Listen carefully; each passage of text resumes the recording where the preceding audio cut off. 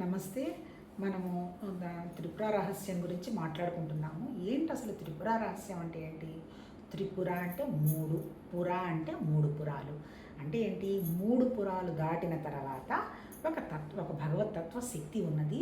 దానికి సంబంధించి త్రిపుర అంటే ఆ శక్తి అనేది ఎలాంటిది? అది రహస్యం అంటారు. ఎందుకు రహస్యం?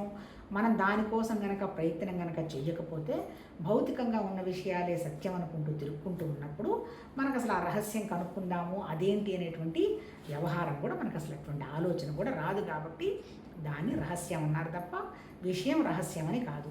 అంటే ఆ రహస్యాన్ని ఛేదించేటువంటి సాధనను కూడా మనం అనడానికి లేదంటే ఏంటి? మనం ఒక కర్మ చేసిన ఆ తర్వాత భక్తిలో ఉన్న ఆ తర్వాత యోగంలో ఉన్న ఏవి జరుగుతున్నా ఏవి నేర్చుకుంటున్నా ఏవి చేస్తున్నా అల్టిమేట్గా ఒక భగవతత్వం అయినటువంటి విషయం ఉందనేటువంటి అవగాహనతో కనుక మనం చేరగలిగితే అప్పుడు అసలు సత్యం ఏంటి అనేటువంటి విచారణకు రావడం మనం జరుగుతుంది అంటాడు. ఇప్పుడు నిన్న మనం ఏ టాపిక్ మాట్లాడుకున్నాము? శ్రద్ధ అనేటువంటి టాపిక్ గురించి మాట్లాడుకున్నాం. కొంచెం ఇంట్రడక్షన్కి వెళ్తే విషయానికి వస్తే ఒక నిరాకారమైనటువంటి ఒక శక్తి, ఆ శక్తి నుంచి బ్రహ్మ విష్ణు మహేశ్వరులు అంటే సృష్టి వ్యక్తం కావడానికి కావాల్సినటువంటి వస్తే అంటే సృష్టి చేయడము, సృష్టి ఉంటాం, సృష్టి లయమవుతాం. అలాంటి వాళ్ళ యొక్క దాన్ని ఏమంటారు? వాళ్ళ యొక్క అంశతోటి దత్తాత్రేయుడు అనేటువంటి ఆయన అత్రి మహామునికి అనసూయకి జన్మిస్తాడు. ఈ దత్తాత్రేయుడితో పాటు ఆయనకి మిగిలిన వాళ్ళు ఎవరు? దూర్వాసుడు ఒక బ్రదరు, వశిష్ఠుడు, వీళ్ళందరూ కూడా అంటారంటే వాళ్ళందరూ కూడా కాంటెంపరీస్ అని మనకు అర్థమవుతుంది. ఈ పుస్తకం ఏంటి? దత్తాత్రేయుడు యొక్క శిష్యుడు పరశురాముడు వచ్చేసి మళ్ళీ జమదగ్ని యొక్క కుమారుడు. ఆయన కూడా భగవతత్వ వంశంలోనే పుట్టినవాడు. వీళ్ళిద్దరికి జరిగినటువంటి సంవాదమే ఈ పుస్తకంగా ఎవరు? మళ్ళీ పరశురాముడు యొక్క శిష్యుడు సుభేదునుడు అనేటువంటి ఆయన రాశాడు. కాకపోతే ఈ రాసినటువంటి ఈ పుస్తకాన్ని ఆ మహానుభావుడు ఏం చేశాడు? మనకి తేలికగా అర్థం అవడం కోసం కొన్ని పాత్రలను సృష్టించి ఆ పాత్రల ద్వారా చెప్పటం జరిగింది. ముఖ్యంగా ఏంటి? ఏం చెప్పాడు ఇందులో? ఇప్పుడు భగవద్గీతకి ఇక్కడ ఉన్నటువంటి విషయం ఏంటి? భగవద్గీతలో కూడా ఏంటి? మనం ఆ భగవతత్వాన్ని అర్థం చేసుకోలేకుండా పోవడానికి కారణం మన దగ్గర ఉన్నటువంటి సత్వతమ రజోగుణాలు, ఆ తర్వాత మన స్వభావం, మన ప్రకృతి అన్నట్టు అక్కడ చెప్పాడు. ఇప్పుడు ఇక్కడ చెప్పడం కూడా ఏంటి? ఇప్పుడు ఈ విషయం మనకేంటి? మనం అంటే కర్తృత్వ భావాన్ని ఎక్కువగా పెట్టుకున్నాము కాబట్టి ఎప్పుడైతే నాకు ఒక కర్తృత్వం కండక్ట్ చేయాల్సి ఉంటుందో ఆ మనసు దాని మీద పోతుంటుంది. కాబట్టి అప్పుడు ఈ పనుల మీద నీకు ధ్యాస ఉంటుంది, భగవతత్వం మీద ఉండదు. ఎందుకంటే మనసు ఇన్నిటి మీద పెట్టలేదు కదా. 99 విషయాల మీద పెట్టిన మనసు ఒకే విషయం మీద పెట్టాలంటే అంత శక్తి ఎక్కడ వస్తుంది? అందుకని వాళ్ళు ఏం చెప్పారు? కర్తృత్వ భావం కూడా కరెక్ట్ కాదు. అందుకని కర్తృత్వ భావం కండక్ట్ చేసిన ఆ తర్వాత మళ్ళీ ఏంటి? ఈ పరశురాముడు వెళ్ళి 12 సంవత్సరాలు ఉపాసన చేస్తాడు, తర్వాత యజ్ఞాలు చేస్తాడు. ఇన్ని చేసినా సత్యం అతనికి అవగాహన కాదు. అంటే ఏంటి? ఇప్పుడు ఈ పుస్తకంలో చెప్పదలుచుకుంది ఏంటి? కర్మ చెయ్యటమే, భక్తి చెయ్యటమే, యోగము చెయ్యటమే. అంటే ఈ చెయ్యటం ఉన్నంతకాలం నీ మనసు పనిచేసుకుంటూ పోతుంది నీ శరీరం ద్వారా. ఇప్పుడు అసలు నిజమైనటువంటి భగవతత్వంలో చెయ్యటం అనేది లేదు. ఎందుకు? జ్ఞానం అనేది ఉన్నది. అంటే ఏంటి? అసలు ఆత్మ అంటే ఏంటి? జ్ఞానం. అది నిరాకారం, అది సర్వత్రా అణువణు ఉన్నది. అందుకని జ్ఞానం ఏం చేస్తుంది? జ్ఞానం అనేది గమనించడం జరుగుతుంది. అంటే ఏంటి? మనం కూడా ఈ చెయ్యటం అనేటువంటి విషయాన్ని వదిలిపెట్టి గుర్తించడం అనేటువంటి భావానికి వచ్చినప్పుడు అప్పుడు మనం కూడా నిరాకారం అయిపోతాం. కాబట్టి మనము ఒకటి అనేటువంటి విషయాన్ని మనం అవగాహన చేసుకుంటాం. నిజం చెప్పాలంటే ఈ సిద్ధాంతం అయితే అది. అంటే సర్వత్రా ఉన్నటువంటి జ్ఞానాన్ని, సర్వత్రా ఉన్నటువంటి భగవతత్వాన్ని పేరు ఒకటే. అంటే బ్రాహ్మణ్ అన్నా, ఆ తర్వాత పరమాత్మ అన్నా, భగవాన్ అన్నా, ఆ తర్వాత అమ్మ శక్తి అన్నా, తర్వాత త్రిపుర అన్నా, ఇవన్నీ కూడా నిరాకారమైనటువంటి జ్ఞానం. నిరాకారమైనటువంటి జ్ఞానాన్ని మనం ఎలా చూడగలుగుతాము? మనం కూడా నిరాకారమైనటువంటి జ్ఞానం అయినప్పుడు ఆ విషయాన్ని మనం అర్థం చేసుకుంటాం. ఇది ఇప్పుడు ఇక్కడ చెప్పింది ఏంటి? ఆయన సుభేదనుడు ఏం చెప్పాడు?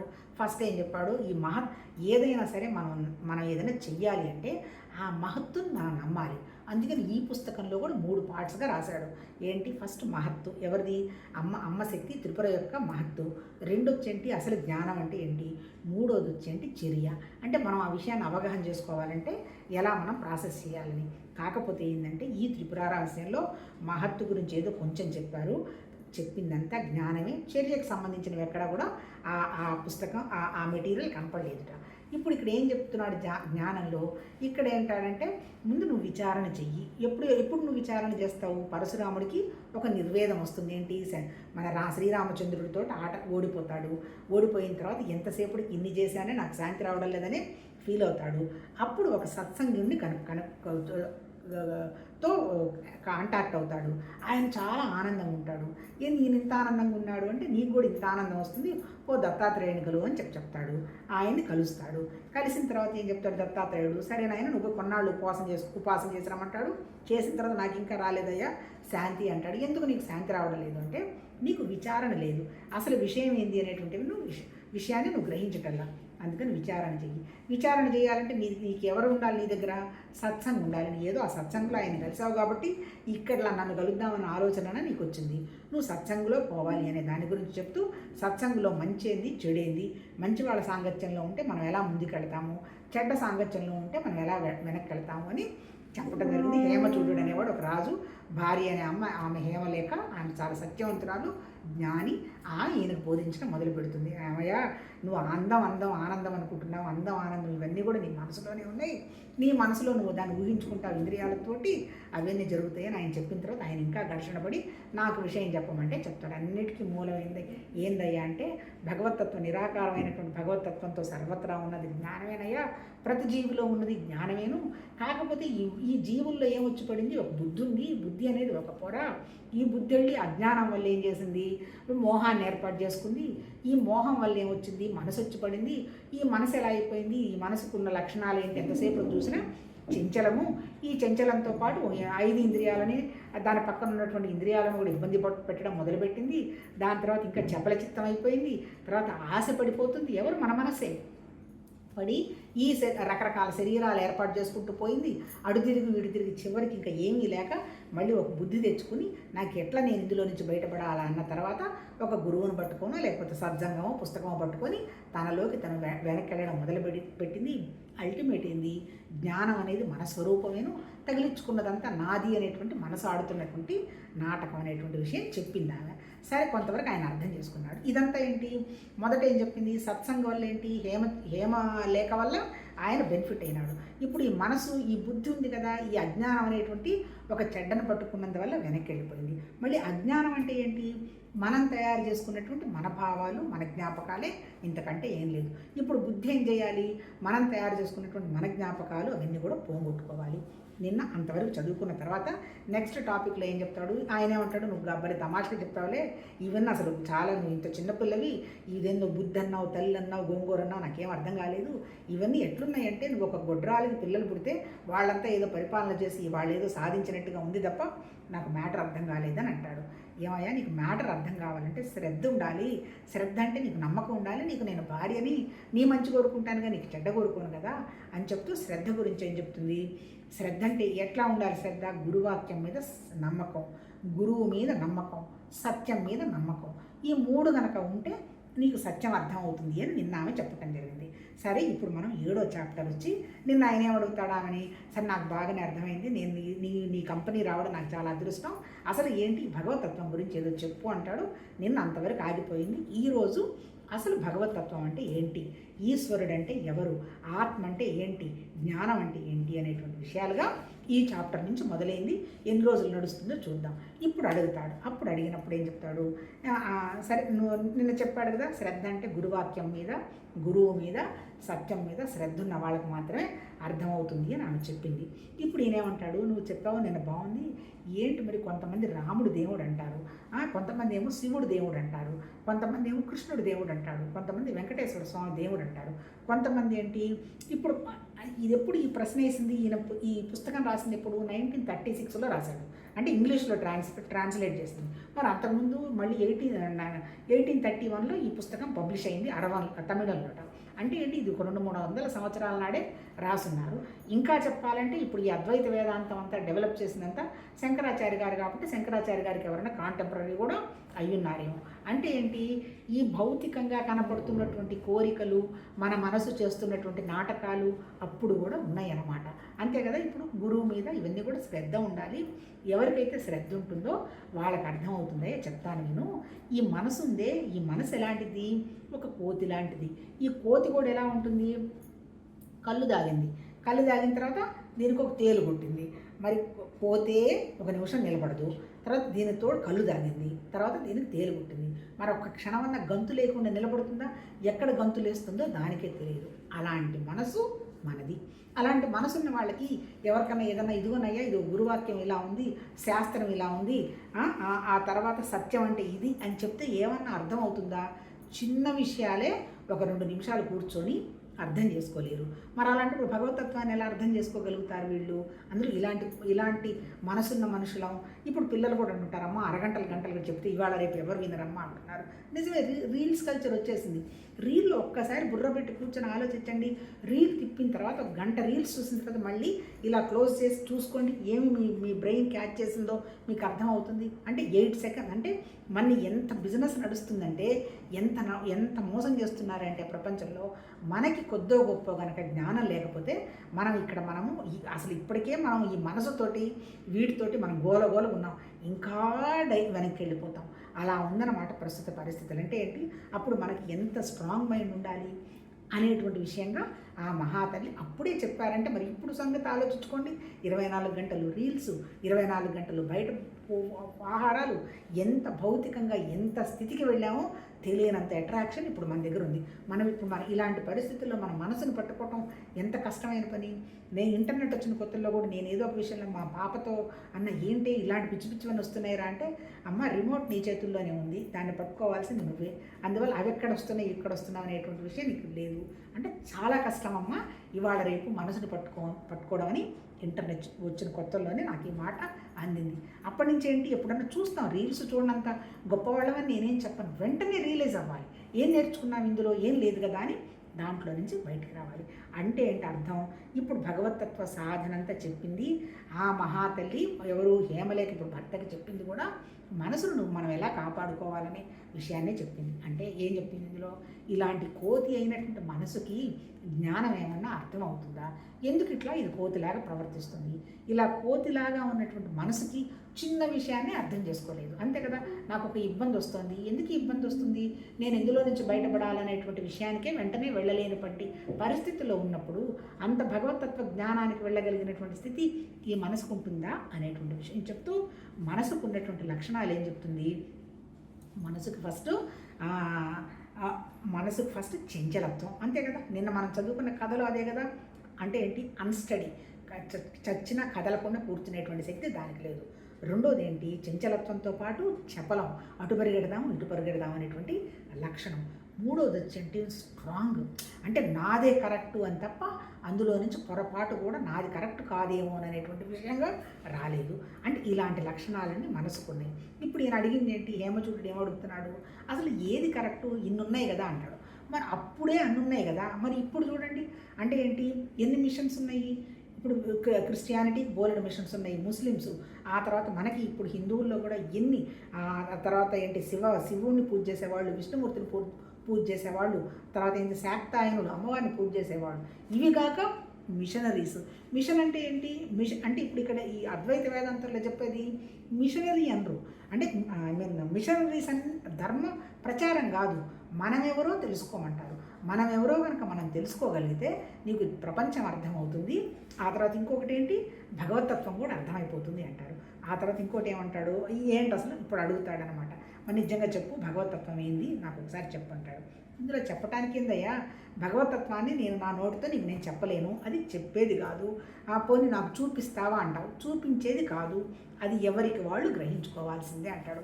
ఎందుకు, ఇప్పుడు నీ కన్ను ఉంది, నీ కన్ను ఎలా ఉంది అని నేను ఎలా ఎక్స్ప్లెయిన్ చేస్తాను? నీ కన్ను నేను చూపించాలంటే ఏం చేయాలి, నీ నీ నీ కంటిలో ఉన్నటువంటి కన్నును తీసి నేను అక్కడ పెట్టాలి, అంతే కదా చేయాలి. అంతే తప్ప నేను మీకేం చూపించలేను, చెప్పలేను ఉంటుంది. ఆ తర్వాత ఇంకో విషయం నాకు గుర్తొస్తుంది, మా సిస్టర్ కూడా అంటుంటుంది, నువ్వు మనసు ప్రాబ్లం అంటావు కానీ మనసును ఎట్లా తీసుకురావాలో నువ్వు చెప్పవు అంటాడు. దానికి ఇక్కడ నాకు ఈరోజు ఇవాళ ఆన్సర్ వచ్చింది. మనసుని ఎవరు చెప్పేది ఏంటి, ఇప్పుడు సిగరెట్ తాగడం ఎవరు అలవాటు చేసుకున్నారు, అలవాటు చేసుకున్న వాళ్ళే, అది నీకు నచ్చటం లేదు అంటే వాళ్ళే తీసేసుకోవాలి. అలాగే మనసు ఇప్పుడు బంధువులు ఇబ్బంది పడుతున్నారని గ్రహించినప్పుడు ఎలా బయటికి రావాలనేది నువ్వే ఆలోచించుకోవాలి. పోనీ పక్క వాళ్ళు ఎవరైనా చెప్పినా మనం వినం కదా, ఎందుకు వినము, ఎవరి మనసు వాళ్ళదే కదా. ఆ మనసు ప్రకారమే ఆలోచన చేస్తుంది, ఆ మనసు ప్రకారమే చూస్తుంది. ఎవరికి ఎవరు మనం ఏమి ట్రాన్స్ఫర్ చేయలేము. అలాంటప్పుడు మనసుని ఎలా కట్టడి చేసుకోవాలో కూడా ఎవరిది వాళ్ళదే ప్రాసెస్. కాకపోతే ఎప్పుడు కట్టడి అవుతుంది, మనం మనకంటే చాలా అత్యున్నతమైనది ఒకటి ఉన్నది అనేటువంటి విషయాన్ని మనం 100% శ్రద్ధతో నమ్మినప్పుడు, ఆ వాక్యాలను నమ్మినప్పుడు, అది సత్యమని మనం గ్రహించినప్పుడు, అప్పుడు మనం కూడా ఆ సత్యం ఎలా ఉందో మనం అలా మారగలిగినప్పుడు మనం ఆ సత్యాన్ని గ్రహించగలుగుతామని ఈవిడ చెప్పటం జరిగింది. ఆ తర్వాత ఇంకొకటి ఏం చెప్తాడు ఇక్కడ, సరే చాలామంది ఆత్మ ఆత్మ అంటారు కదా, అసలు ఈశ్వరుడు అంటే ఏంటి, ఆత్మ అంటే ఏంటంటాడు. ఆత్మ అంటే ఏమీ లేదయ్యా, ఆత్మ అంటే ఏంటి, నేను అనేది ఒక జ్ఞానం అంతే. ఇప్పుడు సర్వత్రా వ్యాపించున్నది ఏంటి, జ్ఞానం. ఇప్పుడు నా దగ్గర జ్ఞానం ఉంది, ఆ జ్ఞానాన్ని నేను ఎలా చూడగలుగుతాను, జ్ఞానాన్ని చూడగలదు కదా. రెండు జ్ఞానాలు, రెండు నిరాకారాలు ఉండవు కదా. నీకు ఎప్పుడు చూస్తావు, నీకు కానిది ఏదన్నా భేదంగా ఉన్నప్పుడు మాత్రమే చూస్తామంటాడు. అందుకని ఇక్కడ ఏమంటాడు, భగవతత్వం అంటే సగుణము కాదు, నిర్గుణము కాదు, సగుణం నిర్గుణం మధ్యలో ఉన్నది అంటాడు. అంటే అద్వైత వేదాంతంలో వీళ్ళు చెప్పేది ఏంటి, భగవంతుడు అనేవాడు నిరాకారమే, జ్ఞానమే. కానీ నీ కంటికి కనపడి వ్యక్తమవుతున్నది కూడా భగవతత్వమే. ఎందుకంటే దాని ద్వారా వచ్చింది కాబట్టి అది భగవతత్వమే అన్నప్పుడు మాత్రమే నువ్వు విషయాన్ని చూడగలవు అంటాడు. ఇప్పుడు ఇక్కడ ఏం చెప్తావు, చూడు, విను, ఇది మొత్తం ఒక మాయ అనేటువంటి విషయంగా నీ మనసులో పెట్టుకొని నీకే పని వస్తే ఆ పని చేసుకుంటూ పో అంటాడు. అంటే ఏంటి, నేను వేరు అది వేరు అనేటువంటి భేదం పెట్టుకోవద్దు అంటాడు. ఇక్కడ ఏమంటాడు, ఆత్మ అంటే కూడా నిన్న మా పుస్తకంలో కూడా ఒకటి ఉండదు. చాలామంది ఏమంటారు, ఆత్మ అనేది డివిజిబుల్. అంటే ఏంటి, డివిజిబుల్ అంటే అన్ని రకరకాల పార్ట్లన్నీ ఏర్పాటు చేసుకున్నది తప్ప అది కదలకుండా ఉండేటువంటి విషయం కాదు అని ఒక కాన్సెప్ట్ అంటారు. అంటే ఏంటి అసలు ఆత్మ అంటే ఏంటి, జ్ఞానం. ఇప్పుడు ఈ జ్ఞానం ఎలా ఉంది, ఒకటి గౌణాత్మ అన్నాడు. గౌణం అంటే ఏంటి, ప్రపంచం. ప్రపంచం అంటే నువ్వు ఏది చూస్తే నీకు అది కనపడుతుంది, నువ్వు చూడకపోతే నీకు ప్రపంచం కూడా లేదు, అంతే కదా. మనం ఒకప్పుడు చాలా ముఖ్యము అనుకున్నప్పుడు అవి చాలా ముఖ్యంగా కనపడ్డాయి, ఇప్పుడు అవి లేవు అనుకున్నప్పుడు అవి ఎక్కడున్నాయి అంటే గౌణాత్మ. గౌణాత్మ అంటే ప్రపంచానికి సంబంధించినటువంటి జ్ఞానం. రెండేంటి, మిథ్యాత్మ. మిథ్యాత్మ అంటే ఎవరు, నేను అనేటువంటి నా జ్ఞానం, నా శరీరం అనుకుందాం. ఇప్పుడు ఈ మిథ్యాత్మ డివిజిబుల్లే. దేంతో తయారైంది, ఇది దేంతో తయారైంది, ఇంద్రియాలతో తయారైంది, అంతే కదా. పంచభూతాల్లో ఉన్నటువంటి పంచభూతాలు పంచభూతాలు అంటే ఏంటి, నేల, నీళ్లు, అగ్ని, వాయువు, ఆకాశం.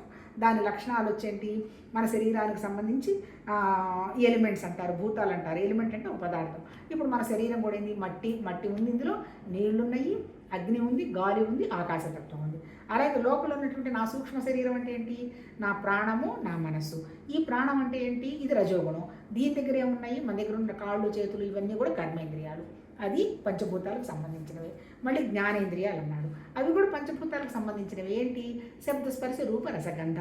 అంటే ఏంటి, మనం చెవులు వినే శక్తి, చూసే శక్తి, మాట్లాడే శక్తి, తినే శక్తి. అంటే ఏంటి, మళ్ళీ ఇప్పుడు చెవులు ఉట్టి చెవులే ఉన్నాయి, లోపల చెవులకు వినే శక్తి లేదు.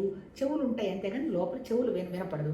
అట్లా కళ్ళు పెద్ద పెద్దగా ఉంటాయి, కళ్ళకి చూసే శక్తి లేదు, కళ్ళు ఉంటాయి, లోపల ఉంటాయి. అంటే ఏంటి, ఈ ఇంద్రియాలన్నీ తన్మాత్రలు, వీటికి చెప్పిన పని మాత్రమే చేసి కూర్చుంటాయి తప్ప వీటికి ఏమి అనవసరమైనటువంటి శక్తి ఏం లేదు. మరి ఈ శక్తి ఉన్నదంతా ఎవరికి ఉంది, అల్టిమేట్ ఎవరికి ఉంది, మనసుకే ఉంది. అందుకని ఏం చేస్తుంది, ఇప్పుడు మన శరీరం అంతా ఎలా, ఈ ఇంద్రియాలతోటి డివిజిబుల్ అంటే ఎట్లా, డివిజిబుల్ అంటే ఏంటి, ఇప్పుడు అన్నీ, ఇప్పుడు మనం చూడండి, ఒక కాలు తీసేశారు, శరీరం ఉంటుంది, ఒక చెయ్యి తీసేశారు, శరీరం ఉంటుంది. ఇప్పుడు చేతులు కలిసినాయి, కాళ్ళు కలిసినాయి, జ్ఞానేంద్రియాలు కలిసినాయి, ఇవన్నీ కలిసి అజంబుల్డ్ అయింది. అంటే శరీరం అంటే ఏంటి, దేహం అంటే పోగు చేసుకున్నది అని అర్థం. ఏం పోగు చేసుకున్నది, పరికరాలు పోగు చేసుకున్నది, లోపల ఉన్నటువంటి మన ఆలోచనలు కూడా పోగు చేసుకుంది. ఆ ఆలోచనలకు అనుగుణంగానే మన మాటలు వస్తాయి, ఆ మాటలకు అనుగుణంగానే మన చేతలు జరుగుతాయి. అంటే ఇదంతా డివిజిబులే. మరి డివిజిబుల్ కాంతి ఏముంది, ఇప్పుడు ఏమంటాడు, ఇప్పుడు దేహాత్మ డివిజిబులే, ఆ తర్వాత ప్రాణాత్మ డివిజిబులే, ఆ తర్వాత గౌణాత్మ డివిజిబులే. మరి డివిజిబుల్ కాకుండా ఉన్నది ఒకటి ఉన్నది మన దగ్గర, ఏంటి, లోపల ఉన్నటువంటి మన జ్ఞానం, అది డివిజిబుల్ కాదు. అంటే ఏంటి, డివిజిబుల్ అయ్యేది ఎంత, ఏది, బుద్ధి డివిజిబుల్, మనసు డివిజిబుల్, ఇంద్రియాలు డివిజిబుల్, ఆ తర్వాత ఇంద్రియాలు తగిలించుకున్న శరీరం డివిజిబుల్, శరీరం తగిలించుకున్నటువంటి వస్తువులు, మనుషులు డివిజిబుల్. అంటే ఏంటి, ఇదంతా కూడా ఇవన్నీ కలిపేసి మన జ్ఞానం తప్ప మిగిలినవన్నీ కూడా ఒక సూత్రానికి కట్టినట్టుగా కట్టి ఉన్నాయి అన్నాడు, పూసల్లాగా. ఇప్పుడు సపోజ్ దారం దిగింది, ఈ పూసలన్నీ అక్కడక్కడక్కడక్కడక్క అవన్నీ వెళ్ళిపోతాయి. ఈ లోపల ఉన్నటువంటి జ్ఞానం ఉంది కదా, జ్ఞానం జ్ఞానంగానే ఉంటుంది. కాకపోతే ఈ మనసు తగిలించుకునే వ్యవహారం ఉంది కదా, ఈ మనసు ప్రాణం కూడా కలిసి వెళ్ళిపోతాయి. మళ్ళీ ఇక్కడ చెప్పింది ఏంటి, ఈ మనసు ప్రాణం తగిలించుకున్నవన్నీ వెళ్ళి మళ్ళీ ఇంకో పురాన్ని ఏర్పాటు చేసుకుంటే అంటాడు. పురం అంటే ఏంటి? మళ్ళీ ఒక శరీరం అంటే ఏంటి? మళ్ళీ ఈ శరీరం తగిలించుకుని మళ్ళీ ఆ శరీరంలో కొన్ని కర్మ, లేదంటే మంచి ఆలోచనలు చేస్తే మళ్ళీ కొంచెం మంచి జన్మ, లేదు ఇంకా హీనమై అవి కావాలి ఇవి కావాలని ఆలోచన చేస్తే మళ్ళీ తక్కువ జన్మకి వెళ్ళిపోతాయి. మళ్ళీ అక్కడ కొన్ని అనుభవాలు తెచ్చుకుంటాయి. ఇలా తిరిగి తిరిగి తిరిగి తిరిగి ఈ బుద్ధి అనే దానికి వికాసం వచ్చిన దాకా తిరుగుతుంది అంటాడు. ఎప్పుడు బుద్ధి ఎక్కడుంది? అసలు భగవతత్వంలో వ్యక్తమైనటువంటి భగవతత్వం, పరమాత్మతత్వం, జ్ఞానము మన దగ్గర కూడా అదే ఉన్నది. కాకపోతే మన దగ్గర ఉన్నటువంటి బుద్ధి ఆ విషయాన్ని మర్చిపోయి అజ్ఞానం వల్ల, ఈ పాత కాలంలో తయారు చేసుకున్నటువంటి జ్ఞాపకాల వల్ల, మోహం వల్ల అదేం చేసింది? ఒక అస్థిరత వల్ల, అదొక చపలత్వం వల్ల, ఆ చపలత్వంతో పాటు ఆశ వల్ల మళ్ళీ క్రోధము, కోపం వల్ల మళ్ళీ కోపము, కోరికలు తిరగకపోతే మళ్ళీ ఆశ వల్ల ఇలా చుట్టుకొని తిరుగుతూ బలహీనపడిపోయి ఇంద్రియాలను కూడా అన్ని పరిచేసి చివరికి ఏమైపోయింది? ఇక నా వల్ల కాదు, నేను తిరగలేను, నాకేదో పరిష్కారం కావాలి అనేటువంటి ఆలోచన మళ్ళీ బుద్ధికి కలిగినప్పుడు అప్పుడు ఆ బుద్ధి జ్ఞానంతో లింక్ అయ్యి మళ్ళీ జ్ఞానం మనతోనే ఉందిగా.